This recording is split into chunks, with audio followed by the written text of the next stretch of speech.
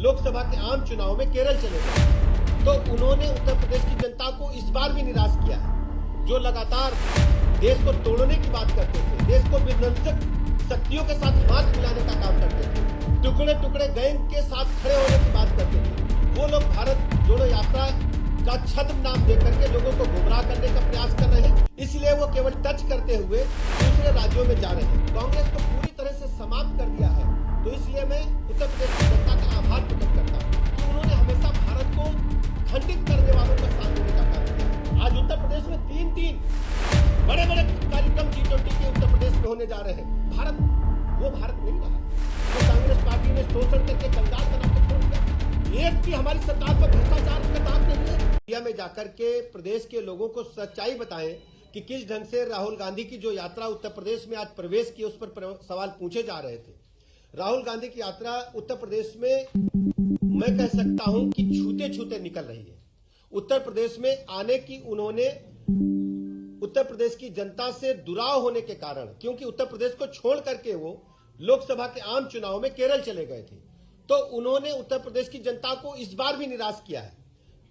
वो उत्तर प्रदेश के किनारे किनारे निकल रहे हैं और वो कांग्रेस पार्टी और वो उनके नेता जो लगातार देश को तोड़ने की बात करते थे, देश को विध्वंसक शक्तियों के साथ हाथ मिलाने का काम करते थे, टुकड़े टुकड़े गैंग के साथ खड़े होने की बात करते थे, वो लोग भारत जोड़ो यात्रा का छद्म नाम देकर करके लोगों को गुमराह करने का प्रयास कर रहे हैं। उत्तर प्रदेश के आम जनता उन्होंने बुरी तरह नकार दिया है। इसलिए उन्होंने हिम्मत ही नहीं की उत्तर प्रदेश से निकलने की। इसलिए वो केवल टच करते हुए दूसरे राज्यों में जा रहे हैं। मैं उत्तर प्रदेश की आम जनता को बहुत बहुत अभिनंदन करता हूं, आभार प्रकट करता हूं कि उनकी सच्चाई को जिस ढंग से उत्तर प्रदेश की जनता ने समझा है, परखा है, कांग्रेस को पूरी तरह से समाप्त कर दिया है। तो इसलिए मैं उत्तर प्रदेश की जनता का आभार प्रकट करता हूं। इतिहास कांग्रेस पार्टी का रहा है कि उन्होंने हमेशा भारत को खंडित करने वालों का साथ देने का काम किया है। आप सोचिए, जब जम्मू कश्मीर को विलय को लेकर के चर्चा चली थी, हमारे अग्रज सरदार वल्लभ भाई पटेल ने जो उस समय सोच दिखाई थी, छोटी छोटी रियासतों को शामिल करके भारत माता का एक विशाल स्वरूप, विराट स्वरूप दुनिया के सामने रखा था। पंडित श्यामा प्रसाद मुखर्जी जी ने जो तय किया था कि इस देश के अंदर दो विधान दो निशान नहीं चलेंगे, उस परिकल्पना को मजबूत करने का काम भारतीय जनता पार्टी ने आदरणीय प्रधानमंत्री नरेंद्र मोदी जी के नेतृत्व में और आदरणीय गृह मंत्री अमित शाह जी के नेतृत्व में पूरा किया है। और कांग्रेस पार्टी ने हमेशा अलगाववादी तत्वों के साथ खड़े होकर के काम किया है और भारत को विखंडनकारी शक्तियों को समर्थन देने का काम किया है। अभी जब आप देख रहे थे जेएनयू में जिस प्रकार की घटनाएं हुई, कांग्रेस पार्टी लगातार ऐसे तत्वों को समर्थन देती रही है और हमेशा इन लोगों ने लोकतंत्र को कमजोर किया है। जिस लोकतंत्र की बात करते हैं, कोई भूला नहीं है 26 जून 1975 को, जब इस देश के अंदर इमरजेंसी लागू की गई थी। वो काला दिन भारतीय इतिहास में दर्ज रहेगा। संविधान की धज्जियां उड़ाई गई थी, लोगों के नागरिक अधिकार समाप्त हो गए थे। आज वो लोग छद्म नाम लेकर के, आप लोग अच्छी तरह जानते हैं, गांधी मतलब था महात्मा गांधी, मतलब बापू, जिन्होंने दुनिया को मानवता का संदेश दिया, जिन्होंने अहिंसा का पाठ पूरी दुनिया को पढ़ाया, उनके छद्म नाम को लेकर के गुमराह करने का लगातार प्रयास करते हैं। मैं आप लोगों से लगातार इस सवाल को उठाता रहा हूं और आज स्पष्ट है कि उत्तर प्रदेश की आम जनता ने इन्हें बुरी तरह नकार दिया है। आप सब जानते हैं कि उत्तर प्रदेश राज्य में आने की उनकी हिम्मत नहीं पड़ी और इस यात्रा ने उत्तर प्रदेश में घुसते ही घुटने टेकने का काम किया। उत्तर प्रदेश राज्य की सीमा से निकल करके वो बाहर जा रहे हैं। केवल सांकेतिक यात्रा है ये। बाकी जगह यात्रा इन्होंने निकाली, केरल में गए, लेकिन उत्तर प्रदेश में केवल सांकेतिक यात्रा निकाल रहे हैं। इस यात्रा का कोई मतलब नहीं, कोई मकसद नहीं और कोई उद्देश्य नहीं है। आप जानते हैं कि जिस उत्तर प्रदेश राज्य को छोड़ करके गए थे, अमेठी के लोग आज भी दुखी हैं। वो जानते हैं कि अमेठी के लोगों ने कई बार इन्हें संसद भेजा। अगर अमेठी के लोग इनके नाम के आगे मोहर नहीं लगाते तो देश की बड़ी पंचायत संसद में पहुंच नहीं सकते थे। उनको ठुकरा करके गए हैं और लोकतंत्र में जिसने जनता को ठोकर मारी है, जनता उसे कभी माफ नहीं करेगी। यह हमारा इतिहास कहता है। आप जानते हैं कि भारत जोड़ो की बात करते हैं, अपने गठबंधन को, अपने सहयोगी दलों को भी इकट्ठा करने रखने का काम कांग्रेस पार्टी नहीं कर पाई। कांग्रेस पार्टी ने हमेशा देश की जनता का शोषण किया है और बढ़ाने के नाम पर सिर्फ परिवार को बढ़ाने का काम किया है। क्या दूसरा कोई नेता ने आज में फुटेज देख रहा था? भाई बहन दोनों हाथ उठाकर खड़े थे। देश की जनता, उत्तर प्रदेश की जनता अच्छी तरह जानती है। क्या उत्तर प्रदेश में नेताओं की कमी है? हमारे पास एक बड़ी फौज है जो उत्तर प्रदेश की जनता के लिए काम करती है, रात दिन लगातार जनता देखती रहती है। लेकिन कांग्रेस पार्टी के पास नेतृत्व के इतना अभाव है, केवल एक परिवार हाथ उठा करके खड़ा हुआ है। जिस ढंग से मैं कह सकता हूं कि यह भारत जोड़ो यात्रा नहीं है, यह परिवार जोड़ो यात्रा है। परिवार को मजबूत करने के लिए, परिवार को स्टेब्लिश करने के लिए वो अपने आप को बेरोजगार महसूस करते हैं। उन्होंने माना था कि वो बड़े घर में राज परिवार में पैदा हुए हैं तो राजपाट चलता रहेगा, लेकिन लोकतंत्र में बाबा साहब भीमराव अंबेडकर ने जिस दिन संविधान लिख दिया था उस दिन ही तय हो गया था कि राजा अब रानी के पेट से पैदा नहीं होगा, वो बैलेट मशीन से पैदा होगा। और आम जनता 25 करोड़ लोग उत्तर प्रदेश के जिसे चाहेंगे वो उत्तर प्रदेश का नेतृत्व करेगा, वही उनका काम करने का काम करेगा। हम सब जानते हैं कि कांग्रेस पार्टी ने जिस ढंग से आपातकाल लगाया था, आज तक राहुल गांधी और उनकी टीम के लोग आपातकाल की भर्त्सना नहीं कर पाए हैं, उनकी हिम्मत नहीं है। वो जब जब उनके हाथ में सत्ता रहेगी, देश के नागरिक अधिकार, प्रदेश के नागरिक अधिकार हमेशा तोड़े जाएंगे। क्या वो माफी मांगना चाहेंगे?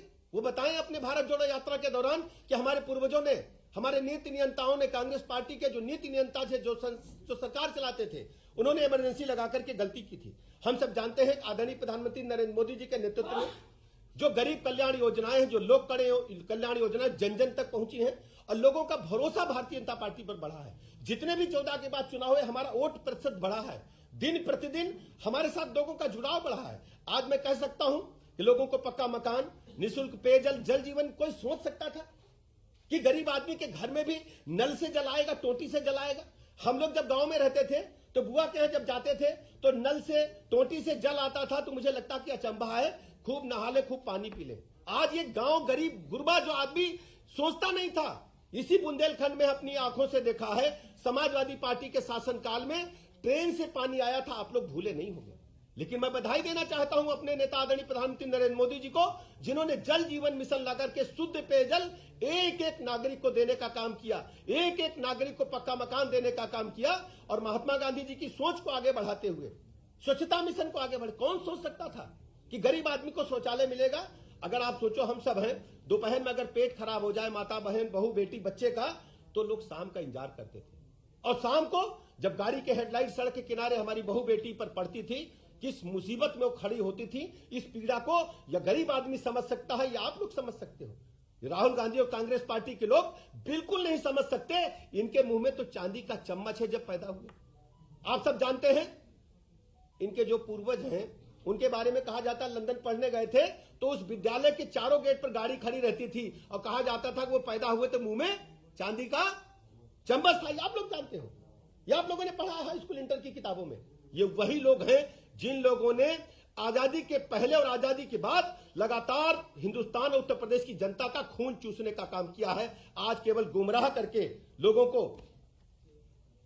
जोड़ने का काम करने का प्रयास कर रहे हैं। बिल्कुल उत्तर प्रदेश जनता इन्हें नकार चुकी है, केवल औपचारिक यात्रा रह गई है। हम सब जानते हैं अभी कांग्रेस पार्टी के नेता राहुल गांधी ने कमला हसन जी को एक इंटरव्यू दिया, आप लोगों ने देखा है? देखा है? उस इंटरव्यू की मैं कड़ी भर्त्सना करता हूं, निंदा करता हूं। वो चाहते हैं चाइना के आगे सरेंडर कर दिया जाए। उनके शासन, कांग्रेस पार्टी के शासनकाल में जिस ढंग से चाइना के आगे सरेंडर करके भारत की भूभाग को देने का काम किया गया, अब भारतीय जनता पार्टी की सरकार में, आदरणीय प्रधानमंत्री नरेंद्र मोदी जी की सरकार में हम आंख में आंख डाल करके बात करेंगे। जो हमारी विरोधी ताकतें हैं, जो हमारे दुश्मन तत्व हैं, उनसे भारत की सेना पूरी ताकत के साथ लड़ रही है। राहुल गांधी का बयान पूरी तरह से सेना के मनोबल को गिराने वाला है। यह कांग्रेस पार्टी अपनी मंशा साफ कर रही है कि हर स्थिति में हम भारत को कमजोर करने का काम करेंगे, भारत की सेना का मनोबल गिराने का काम करेंगे। और उन्होंने यह भी कहा कि नारा दिया गया था 62 में, हिंदी चीनी भाई भाई। किस भाई की बात करते हैं? जो हमारे सैनिकों की तरफ, भारत की सीमा की तरफ तिरछी नजर डालेगा, भारत की सेना उसका मुंहतोड़ जवाब देगी। ये भाई भाई कह करके केवल हिंदुस्तानी सेना का और हिंदुस्तान के लोगों का मनोबल गिराने का काम राहुल गांधी और उनके नेता कर रहे हैं। बहुत ही दुखद है, इसकी हम भर्त्सना कर रहे हैं। ये भारत के लोगों का मनोबल गिराने की घटना है। आप सब जानते हैं कि कांग्रेस पार्टी को हजारों करोड़ रुपए विदेशी चंदा मिलता है। मुझे पूरा शक है कि चाइना की कंपनियों ने जरूर इन्हें चंदा दिया होगा, इसीलिए ये चाइना की तरफदारी करके भारतीय सेना का मनोबल गिराने का काम कर रहे हैं। हम आपसे जानना चाहते हैं, आप सब जानते हैं कि आदरणीय प्रधानमंत्री नरेंद्र मोदी जी के नेतृत्व में जिस ढंग से भारत की छवि, भारत की साख दुनिया के पैमाने पर बढ़ी है, भारत माता विश्व गुरु की ओर बढ़ रही है। G20 जैसे सम्मेलन भारत में सपना होते थे, आज उत्तर प्रदेश में तीन बड़े बड़े कार्यक्रम G20 के उत्तर प्रदेश में होने जा रहे हैं। मैं आभार प्रकट करता हूं अपने नेता आदरणीय प्रधानमंत्री नरेंद्र मोदी जी का, जिनकी वजह से दुनिया के पैमाने पर भारत की साख बढ़ी है। और साख बढ़ी ही नहीं है, हर स्थिति में आप देख रहे हैं कि भारत वो भारत नहीं रहा है जो कांग्रेस पार्टी ने शोषण करके कंगाल बना के छोड़ दिया था, भ्रष्टाचारी एक देश की छवि बनकर के रह गई थी, लगातार घोटाले पर घोटाले हो जा रहे थे। आज हमको लगभग केंद्र की सरकार को लगभग 8 वर्ष से अधिक हो गया है और उत्तर प्रदेश सरकार को हमें लगभग 5 वर्ष 7 महीना होने जा रहा है। एक भी हमारी सरकार पर भ्रष्टाचार का दाग नहीं है। शुचिता के साथ आम जनता को साथ लेकर के, कार्यकर्ताओं को शुचिता का पाठ पढ़ा करके, बूथ बूथ के कार्यकर्ताओं को साथ लेकर के उत्तर प्रदेश और हिंदुस्तान की जनता के साथ खड़े हैं। आज लोगों को पक्का मकान याद है, आज लोगों को पेयजल याद है, आज लोगों को 5 लाख तक का निःशुल्क इलाज याद है, आज लोगों को कोरोना काल याद है। आज चाइना में क्या हो रहा है, कोरोना के कारण हाहाकार मचा हुआ है, लेकिन हिंदुस्तान के लिए उत्तर प्रदेश के लोग, हम लोग बगैर मास्क के बैठे हुए हैं। ये देन है तो आदरणीय प्रधानमंत्री नरेंद्र मोदी जी के देन है।